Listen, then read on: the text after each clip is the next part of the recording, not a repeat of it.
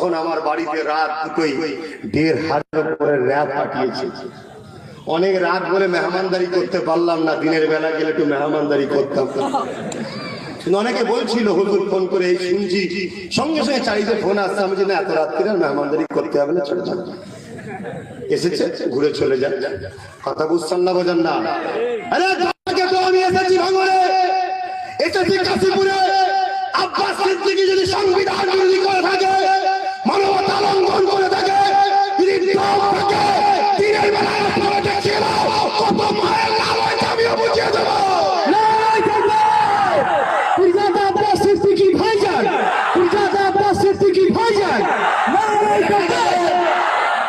দেশের জন্য আমার উত্তরসূরি স্বাধীনতা সংগ্রামী, যার চতুর্থ জন্ম আমি, আবু বকর সিদ্দিক রক্ত দিয়েছে, বুদ্ধি দিয়েছে, দিয়েছে, সময় দিয়েছে, লড়াই করছে দেশের জন্য।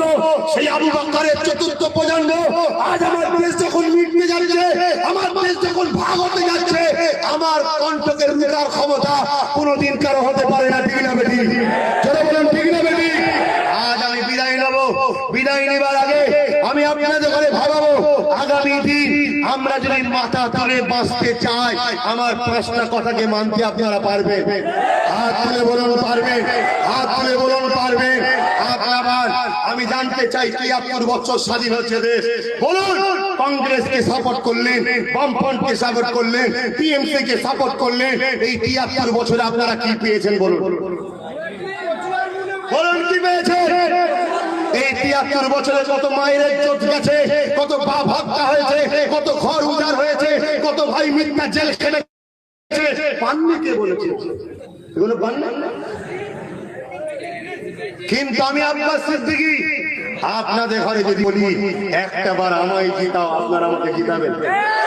জোরে বলুন, জিতাবেন?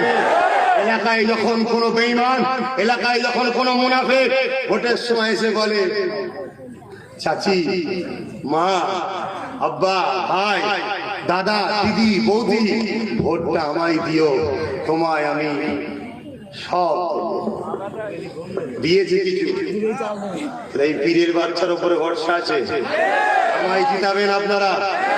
তাহলে আমি কি রাজনীতির কোন জায়গায় দাঁড়াবো মনে হচ্ছে? কেন আমার মাথায় ঢেকেছে একটা কথা, একটু বলবো।